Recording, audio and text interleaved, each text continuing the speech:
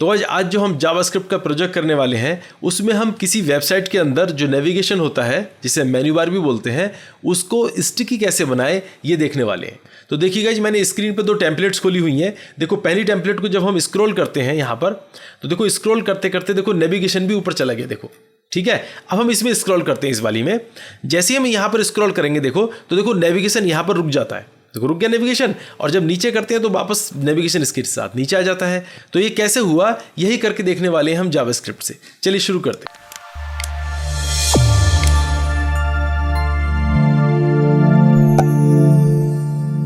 Welcome back. तो देखिए guys, मैंने एक HTML डॉक्यूमेंट खोला हुआ है और इसका रिजल्ट हम यहाँ देखेंगे गूगल क्रोम में। तो देखिए मैंने HTML डॉक्यूमेंट के अंदर CSS को भी लिंक किया हुआ है और जावास्क्रिप्ट को भी लिंक किया हुआ है। CSS जावास्क्रिप्ट देखो यहाँ पर दिख रही है, दोनों ब्लैंक हैं, जावास्क्रिप्ट भी CSS भी दोनों ब्लैंक हैं। अब चलिए हम यहाँ पर फटाफट HTML लिख लेते हैं। तो सबसे पहले हम हेडर लिखते हैं, देखो यहाँ पर हेडर।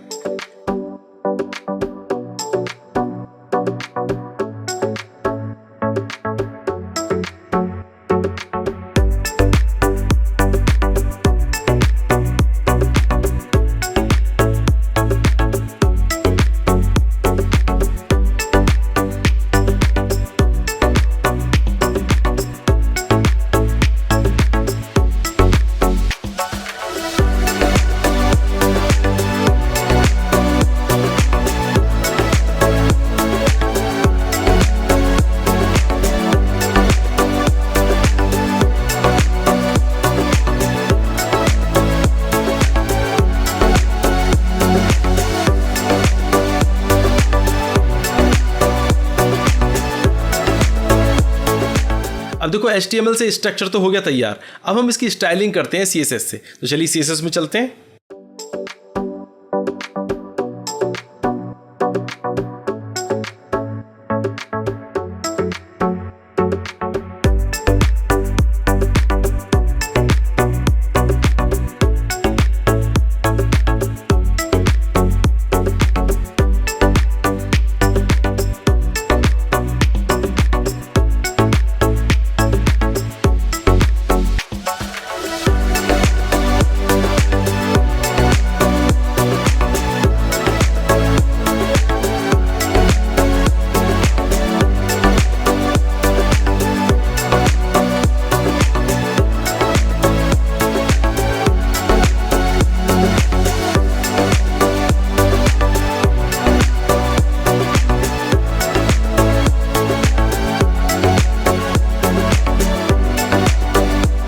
तो ये हमने CSS से पूरी स्टाइलिंग कर ली। अब मैं आपको दिखाता हूं कि स्टिकी किस तरह से अप्लाई होता है। देखो अभी ये मूव कर रहे हैं हम, जैसे नॉर्मल मूव हो रहा था वैसे ही मूव हो रहा है। अब स्टिकी के लिए एक क्लास बना लेते हैं हम। यहाँ पर क्लास कैसे बना लेते हैं, देखो यहाँ पर हमने दिया डॉट स्टिकी, और स्टिकी बनाने के बाद यहाँ पर पोजीशन कर देते हैं फिक्स, पोजीशन फिक्स। और इसके बाद में अब यहाँ पर टॉप से हम देते हैं इसको 0, टॉप 0 हो गया, और विड्थ कर देते हैं 100%, विड्थ 100%। और ये हमने इसको कर दिया। देखो स्टिकी हमने एक क्लास बना ली।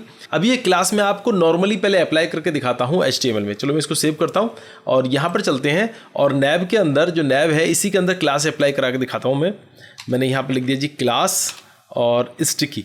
जैसे मैंने स्टिकी लिखा, सेव किया, तो देखो ये ऊपर अपने आप फिक्स रहेगा।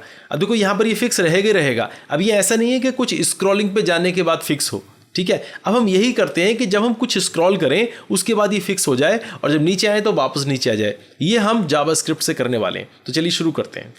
और अब की बार हम यहाँ पर जावास्क्रिप्ट की फाइल में चलते हैं, और यहाँ जाने के बाद सबसे पहले हमें विंडो पर काम करना है, क्योंकि स्क्रॉल जो इवेंट है वो विंडो का इवेंट है। तो विंडो पर काम करना है, तो हम यहाँ पे लिखेंगे विंडो, और विंडो लिखने के बाद में डॉट ऐड इवेंट लिस्नर, ठीक है। ऐड इवेंट लिस्नर हमने विंडो के ऊपर लगा दिया। अब कौन सा ऐड इवेंट लिस्नर लगाना है, वो लगाना है हमने स्क्रॉल। अब स्क्रॉल लगाएंगे हम यहाँ पर स्क्रॉल, और स्क्रॉल लगाने के बाद हम कॉमा लगाकर फंक्शन स्टार्ट करते हैं, फंक्शन। और फंक्शन के बाद हम जो है यहाँ पर फंक्शन के अंदर चीज़ें शुरू करते हैं। अब देखो जो विंडो है इसी के लिए हम देखना चाहते हैं कि ये कुछ दूरी पर जाने के बाद में क्या ये इसको डिटेक्ट कर रहा है नहीं कर रहा। तो उसके लिए हम क्या करते हैं, उसके लिए हम एक कंडीशन लगाते हैं इफ़, और इफ़ की कंडीशन लगाने के बाद हम लिखते हैं विंडो, और विंडो डॉट के बाद में हम यहाँ पर लगाएंगे पेज वाई ऑफसेट। पेज जब ऊपर को चलेगा तो वाई ऑफसेट होगा, और जब लेफ्ट राइट चलेगा तो एक्स ऑफसेट होगा। तो हम लगाएंगे वाई ऑफसेट। तो हमने लगाया जी पेज वाई ऑफसेट, हमने ये लगाया। Page by offset. अब ये कितना ऊपर जाने के बाद में इस कंडीशन को अप्लाई करें, तो हमने बताया कि ये बड़ा हो जाए या बराबर हो किसके, अब इसकी दूरी हमें यहाँ पर देखनी पड़ेगी। तो उसके लिए देखो यहाँ पर इंस्पेक्ट खोल लेते हैं, राइट क्लिक करके इंस्पेक्ट खोलते हैं और यहाँ पर एलिमेंट में जाते हैं और देखो बॉडी को हम एक्सपेंड करते हैं और यहाँ पर नीचे मिलेगा हेडर।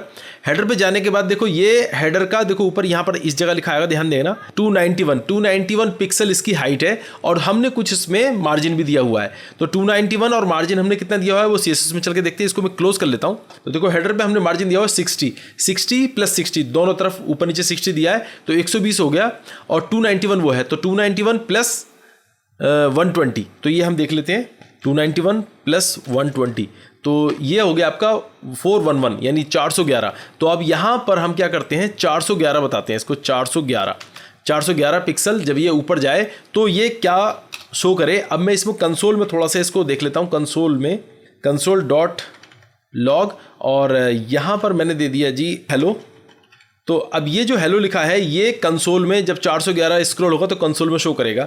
इसको मैं सेव करता हूँ और देखो यहाँ पर चलते हैं, कंसोल को ऑन कर लेते हैं, इंस्पेक्ट और यहाँ पर कंसोल ऑन कर लेते हैं, रिफ्रेश करते हैं एक बार और देखो इसको नीचे स्क्रॉल करते हैं। जैसे स्क्रॉल करेंगे देखो ये हेलो आ गया, इसका मतलब ये डिटेक्ट कर रहा है। ठीक है, अभी कंसोल को क्लोज कर रहे हैं। अब हम अपना जो रियल वर्क है वो हम शुरू करते हैं, इसे हटा देते हैं कंसोल को। अब देखो यहाँ पर एक हमें वेरिएबल बनाना पड़ेगा, वो वेरिएबल वो होगा जो इस नेविगेशन को डिटेक्ट करेगा। तो यहाँ पर हमने एक वेरिएबल बनाना है, वेरिएबल ऊपर से देखो यहाँ पर हमने लेट और नेव बार नाम से वेरिएबल बनाया, नेव बार और इक्वल टू कर दिया हमने document dot gate element by ID. अब गेट एलिमेंट बाय आईडी क्या है वो देखो यहाँ पर दिखाता हूँ मैं आपको, इसे सेव करता हूँ, यहाँ पर चल के देखते हैं। देखो आईडी है मेन्यू बार, ठीक है, इसको कॉपी कर लेते हैं Ctrl+C और यहाँ पर आकर गेट एलिमेंट बाय आईडी में यहाँ पर हम डाल देते हैं इसे, देखो ऐसे Ctrl+V, हमने नेव बार को यहाँ पर ले लिया। अब ये नेव बार में ये जो नेविगेशन है नेव बार में हमारा स्टोर हो गया। अब इसके अंदर हम एक क्लास ऐड करते हैं जो हमने क्लास CSS में बनाई हुई है। देखो अभी मैं दिखाता हूँ आपको, देखो CSS में जो हमने क्लास बनाई हुई है स्टिकी, ये हम उस पर अप्लाई करते हैं। तो देखो कैसे ऐड करेंगे, यहाँ पर हम लिखते हैं नेव बार और डॉट क्लास लिस्ट, हम यहाँ पर लिखेंगे क्लास लिस्ट में डॉट ऐड करेंगे, ऐड मतलब हमने क्लास लिस्ट ऐड करनी, क्लास ऐड करनी है। कौन सी क्लास ऐड करनी है, अब देखो यहाँ पर वो लिख दीजिए स्टिकी हमने क्लास ऐड कर दी। अब बात समझना, देखो किस स्टिकी क्लास ऐड कर दी। अब यहाँ पर हम इसे सेव करते हैं, सेव करने के बाद इसे नीचे ले जाते हैं, ऐसे जाते हैं तो देखो ये रुक गया, देख रहे हैं ये ऊपर रुक गया। लेकिन अब जब नीचे लेके आते हैं तो नीचे नहीं आ रहा। तो इसके लिए भी हम क्या करेंगे, यहाँ पर क्लास को रिमूव करेंगे, इस वाली क्लास को यहाँ पर रिमूव भी करना पड़ेगा।